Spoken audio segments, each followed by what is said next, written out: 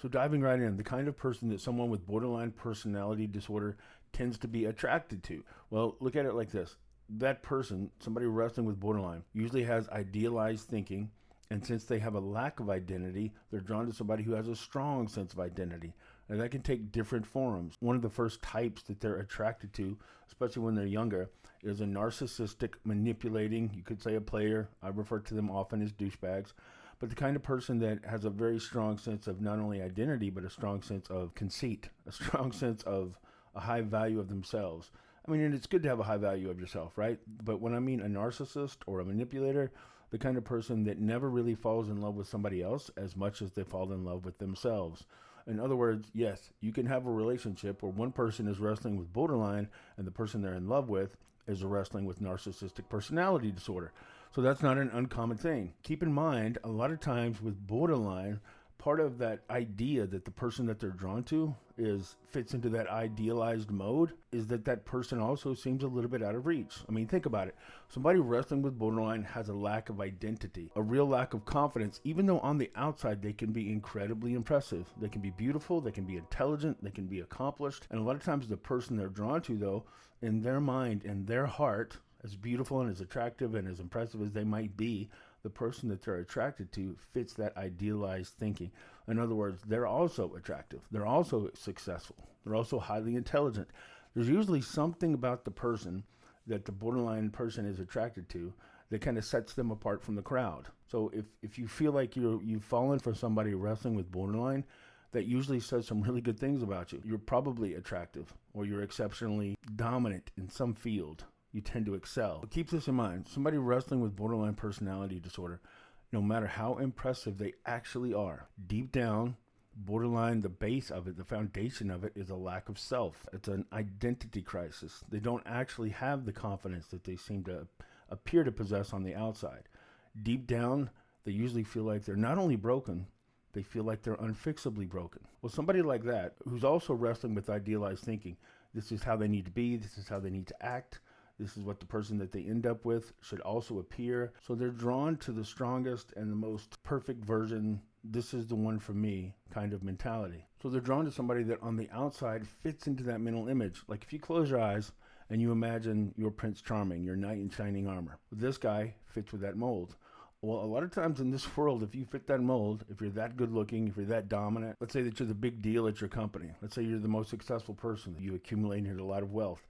Is it really too big of a stretch to imagine that if you have all those benefits and you have all those characteristics, that you might struggle with narcissism, that you might struggle with an enlarged sense of self and ego? Sometimes those things go hand in hand. I'm not saying that if you are successful and you're good looking and you're intelligent and you're dominant in your field, that you're automatically a narcissist. But a lot of times, those characteristics lead to narcissism, just based on how the rest of the world might treat you. We're all just human, so you might tend to have an exaggerated sense of yourself. What also goes hand in hand with that narcissist behavior that makes them highly attractive to somebody with borderline is that one of the things that keeps them in that idealized period, that keeps them in pursuit of you, is the idea that you're just a little too good to be true. Part of what drives them to become the perfect person while they're trying to seduce you and while you're falling in love is that they see you as just a little bit out of their reach. So it keeps a little bit of that tension of pursuit in the relationship. As long as you're a little bit out of their reach, they believe you're either too good for them or that you're going to wake up and realize that you can find somebody better. You're going to wake up and realize that they're actually broken and that they're not worthy of you. You'll find that aspect of them that they think is kind of unfixable and broken. So as long as you're kind of living out that reality by not letting them get a sense of actually completely capturing your heart, they thrive in pursuit. Well, with a narcissist, you never really catch the heart of a narcissist because the narcissist is in love with themselves more than they're in love with you. With borderline, it's like they idealize you. They see you as up here when you start dating. Well, as you date and as you're together, and especially if you start making plans to be together long term, maybe you propose, maybe you get engaged, whatever's about to make that happily ever after seem like a reality, the closer to reality they get, the more they have a sense of, hey, I've actually captured the heart of this guy that I thought was out of my league, that I thought was too good to be true. Well, I just caught him. I just proved that he is true. And if he's true, if I can catch him, then maybe he's not as good as I thought he was. And if he's not as good as I thought he was, and he must not be because he wants to be with me, What kind of a broken man wants to be with me? Oh, look, I'm telling him I need space. I'm telling him that I don't know if this is the right man for me. And he's waiting for me. He's being patient for me. He's trying to prove how loyal he is. Wow, now he really doesn't seem like he's that perfect guy. The perfect guy is going to realize I'm too flawed to be with. This guy's trying to prove how loyal he is. He's trying to prove how much he loves me. I hate it, but it kind of comes across as weakness. I don't know if I can do this. So in other words, when they feel like they've captured your heart, suddenly that sense of anxiety that drove them to catch you, it has to exist somewhere. Well, now the anxiety has to move over here. And over here, it looks like, well, maybe you're not the one for me. Maybe I can't do this. Maybe, and the attraction for you starts to drop. And the anxiety about being with you starts to spike. Oh, I can't do this. If you're actually ready to be with me, then I must have made a bad choice. I must not have recognized you for who you are. I think I rushed into this. I lost myself. I lost my sense of self. I forgot who I am. Maybe I don't know who I am. I need to come up with my own goals. I need to take a deep breath. I think you're kind of enveloping me. I think you're engulfing me. I think I got caught up in you and I don't know who I am anymore. I wouldn't be feeling this much anxiety if you were the person for me. So they'll start pushing you away. So with narcissism, it's harder to catch that person because that person doesn't love you as much as they love themselves. So they can actually stay attracted to a narcissist longer.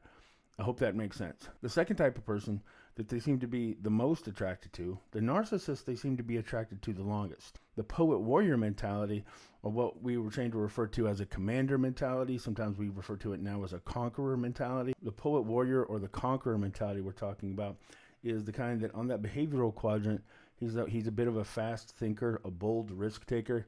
He's the kind of guy that's an entrepreneur. Maybe he's been in the military. Maybe he's been drawn to martial arts. He's kind of drawn to that heroic mentality. He's got a strong sense of justice. A lot of times they're drawn to police work or they start their own business. They're kind of natural leaders.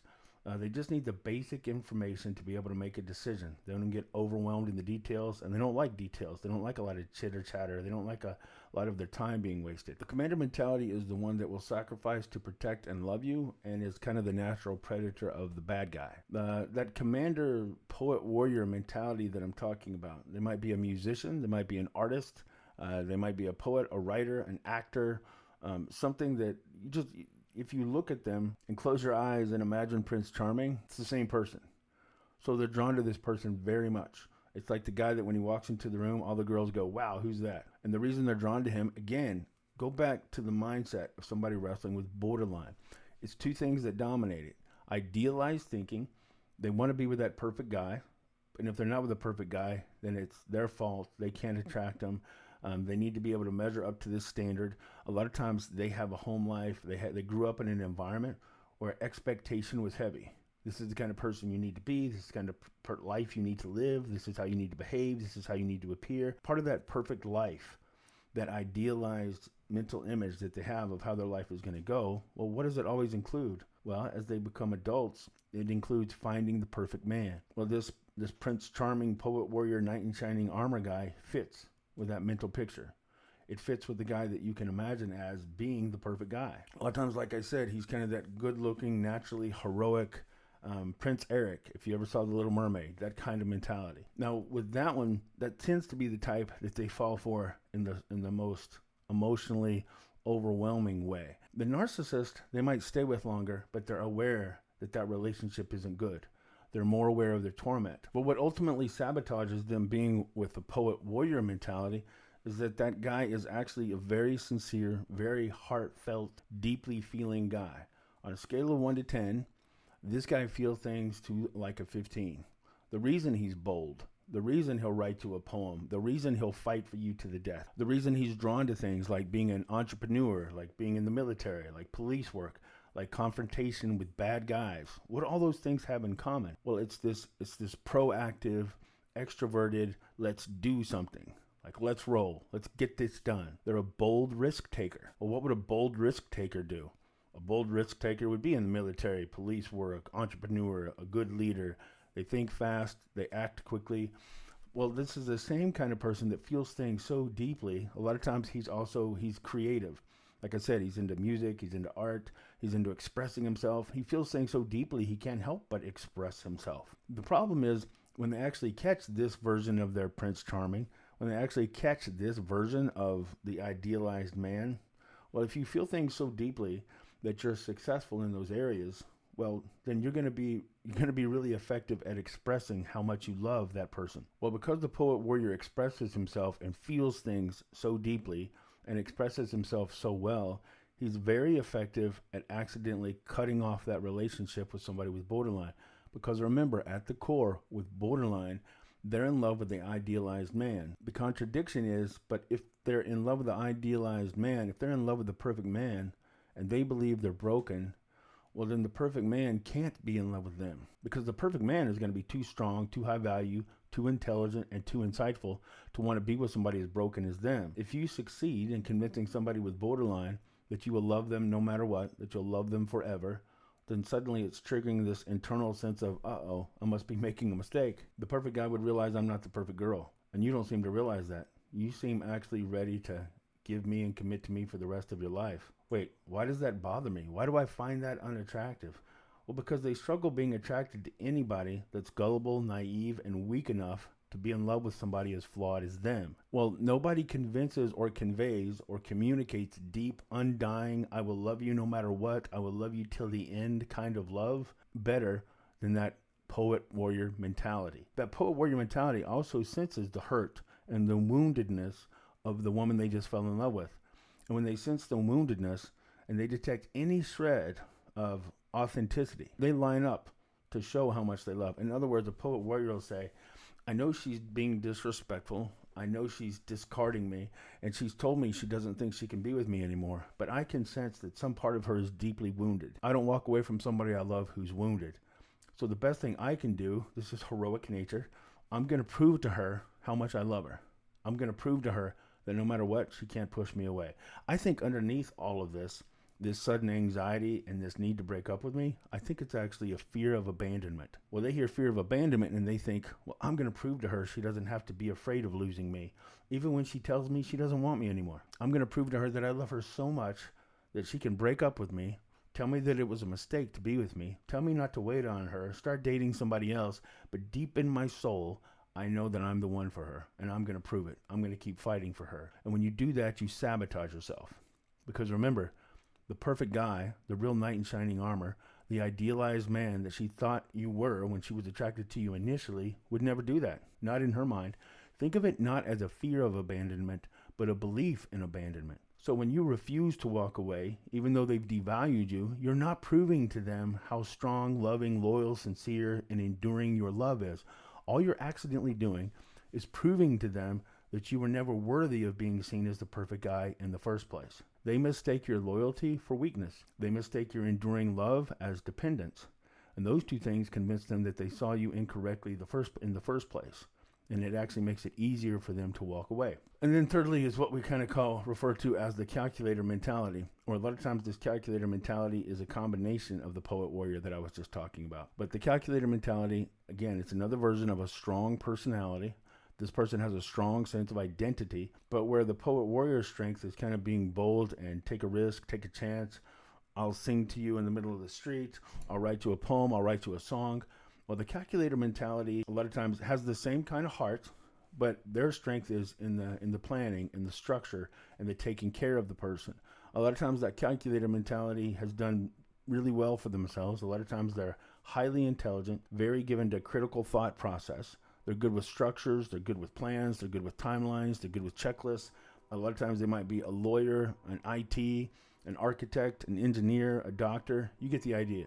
Somebody that really excels in coming up with a plan, sticking to the plan, achieving the goal, taking care of life, being good at life. It's kind of like that guy that the A-plus student in school, the person that's been able to accumulate solid wealth and solid success, sometimes early in life, sometimes late in life, but the point is they're just somebody that really knows how to kind of knock it out of the park. But because they're so gifted at critical thought process and setting goals and putting structure into the life and achieving the bullseye, hitting that mark, because they're wired like that, the breakup with somebody with borderline, it's overwhelming.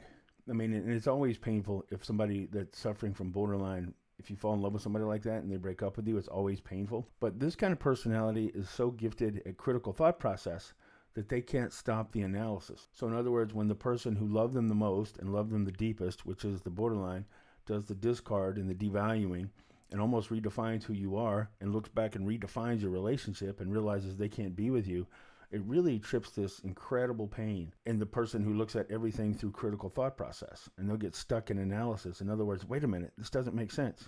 What did I do? Well, one of the first things they'll tell themselves is, I was hyper-focused on my job, on my career. I was hyper-focused on whatever my plan or structure was at the time. In other words, they'll say in a phone call, well, I really do think it was my fault. Well, what did you do? Did you cheat on her? Well, no, I didn't cheat on her, but I really put a lot of my time and effort into my business, into my career, into the plan and the structure and the goals that I have set up for life. But I was only doing it because that's what allows me to take care of this woman. And that makes sense.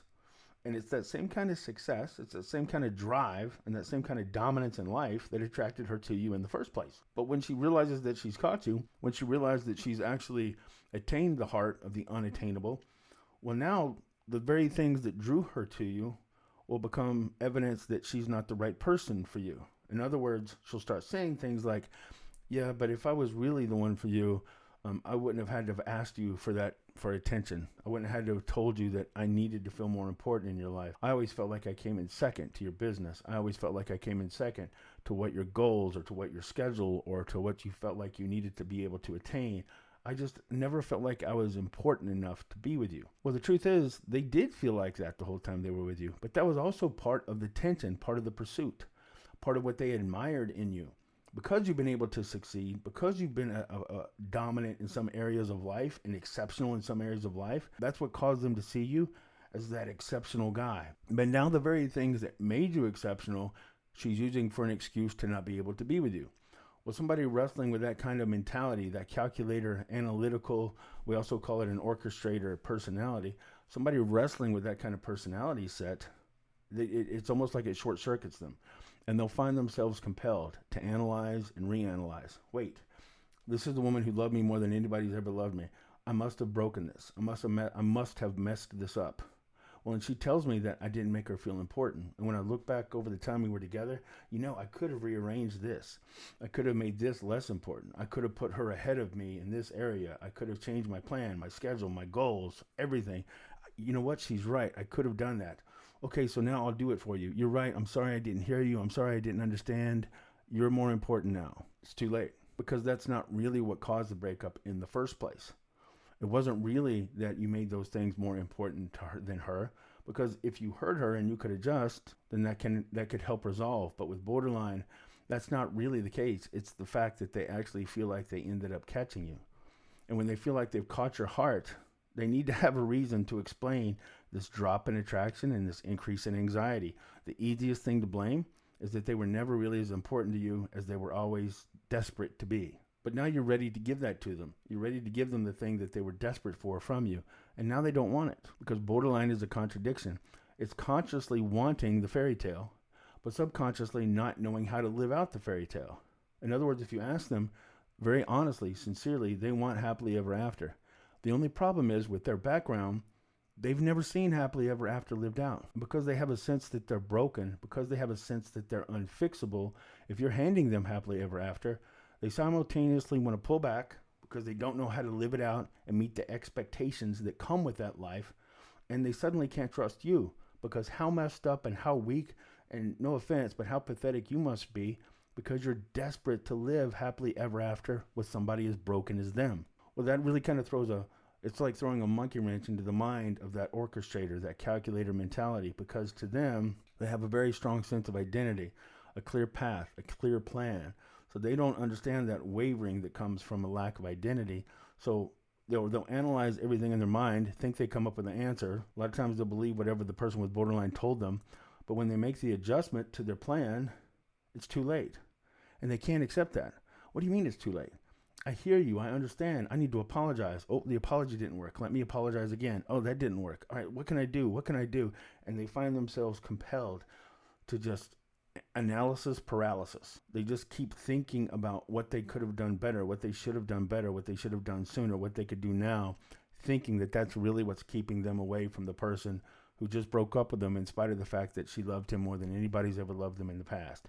So take a deep breath and realize in any of those cases that I'm talking about, you didn't actually sabotage the relationship the way you think you did. And don't get me wrong, I'm sure you made mistakes. I'm sure you made embarrassing mistakes. Everybody in a relationship is going to make embarrassing mistakes. But unless you know that you did it, right? Unless you did something that's just glaringly obvious that you caused the breakup. If what I'm saying makes sense, if it fits, and I'm not trying to encourage anybody to make assumptions, I would strongly encourage anybody to talk to a mental health professional. I'm not trying to diagnose people that I've never met. I'm just trying to give you the explanations and the signpost, the markers of what it feels like to be in love with somebody with borderline and the kind of person that somebody with borderline is attracted to. So all that to say, it's usually somebody that excels, somebody with a strong sense of personality. They're drawn to that because somebody with borderline doesn't have a strong sense of personality. Somebody that in multiple ways, when you close your eyes, that guy fits with somebody that can easily be idealized as kind of the perfect guy. When you as that perfect guy start to see them as your perfect woman, that's the trigger to make them start to wonder if they made a mistake in how they saw you in the first place. That's what triggers them to start to push away from you. If you're going through that, it causes extreme emotional torment. If this makes sense, if this sounds like you, let me know. I do one-on-one coaching for recovery and reattraction of borderline. Most of the time with borderline, if they're not willing to get the help, then it's usually got a sad ending. If the person with borderline can take a deep breath and recognize the pattern that they're in of idealizing and then pushing away, and then just going back and forth. It's like a fear of abandonment, a fear of engulfment. If they can recognize their own pattern and they're enthusiastically willing to get help for it, then you can have a healthy relationship with somebody wrestling with borderline. When people tell you that it's impossible, they're just bitter, they're wounded, they're justifiably upset, sometimes in a rage, sometimes just absolutely brutalized emotionally. So I understand when people say you can't make it work with borderline, but the truth is you can. It just depends on the person. It depends on the person with borderline, not the person they're in love with. The best thing you can do is draw reasonable boundaries for yourself. Stop thinking that if you tolerate disrespect and being treated like you have no value, that you're proving love. You're not proving love. You're accidentally proving that you were never worthy of being idealized in the first place. And normally, whatever the type, whichever one of those three it is, something that they all have in common is that they all tend to be highly intelligent. I've found usually that IQ of both the borderline and the man that they're attracted to or the woman they're attracted to is actually in the superior to genius range. A lot of times they're highly intelligent, highly sensitive, and highly intense. Now, what I mean by that is in our modern day, we've started thinking that if you're highly intelligent, then you must be like Dr. Spock or you must be like Sheldon off Big Bang Theory. In other words, you're kind of emotionally void and you don't really feel things to a deep level. That's not true. Most of the time, if you're highly intelligent, you're going to be highly sensitive. You're going to be highly intense. By sensitive, I don't mean that you cry at a coffee commercial. I mean that you pick up on things. You have a strong sense of awareness. And by intense, I don't mean you walk around looking like Batman all the time. I mean when you're really focused in on something. When you feel something deeply. Usually the borderline and the man that they're in love with or the woman they're in love with, on a scale of 1 to 10, they tend to feel things to like a 12 or 13, sometimes even more. They just have an unusual sense of whenever they're in love, whenever they're focused, whenever they're angry, whenever they have a conviction, they just feel things very, very deeply. It doesn't even mean that they project it all in the same way. Like one of those mentalities, the calculator mentality, might kind of keep things in. The person that's kind of got that orchestrator mentality, the gifted, structured, planning, architect, engineer type, might not express himself as clearly or as intensely with the same kind of fire, but it doesn't mean he doesn't feel it internally. So again, those three kind of characteristics of both borderline and the kind of person that they're attracted to: highly intelligent, highly sensitive, and highly intense. And they usually have a strong sense of awareness. I also wanted to include why we're so attracted to somebody with borderline personality disorder, or the type of person that is attracted to borderline personality disorder. Well, part of it is there's a guy named Dr. Willard Harley, and he did a book called His Needs, Her Needs. And he kind of goes into more depth about how in general, I'm not trying to speak absolutely, but in general, most men thrive when they feel respected, when they feel admired. Going back to borderline, and again, the type of man that they're drawn to. Both the borderline and the man that they're attracted to are usually highly intelligent, highly sensitive, highly intense, a good sense of of just general awareness and kind of reading people. Well, that kind of person is even more sensitive to feeling admired and to feeling respected. So if the average man feels kind of empowered or supercharged when he feels like the woman or the love of his life is admiring him, sees him with confidence, or kind of views him as that exceptional man, the love of her life, the knight in shining armor. If she views him as that high value, then a lot of times that kind of man feels unstoppable. If you're the kind of guy that when the girl that you're with or the woman, the love of your life, makes you feel like she doesn't believe in you, and it doesn't just frustrate you, it actually weakens you. You actually feel like you lose a bit of strength. You feel like you've actually lost a sense of power, like you're not as capable. Well, if you're wired in that way and you feel things more intensely than most, if you're the kind of man that's able to attract a borderline, there's things about you that are probably exceptional.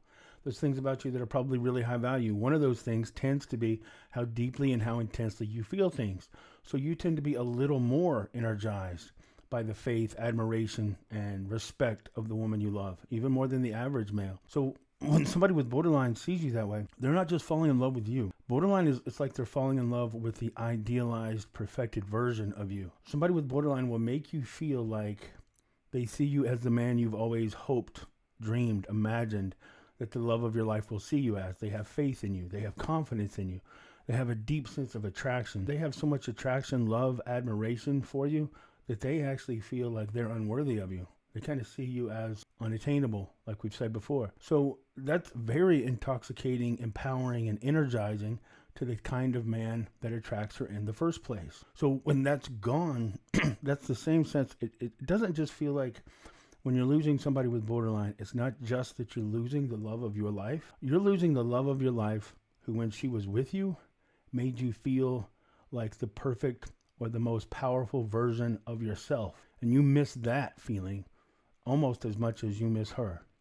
You miss feeling admired. You miss feeling wanted. You miss feeling this overwhelming sense of faith and admiration from the woman that is your favorite woman. So in other words, it feels good when anybody is a fan of yours, right? If somebody thinks you're handsome, if somebody thinks you're brilliant, if somebody thinks you're amazing, that feels good to anybody. But what if the person you find most amazing finds you to be the most amazing? What if the woman that you find to be the love of your life sees you as the man of her dreams? That's even more intoxicating. So you're not just losing the love of your life when she goes away.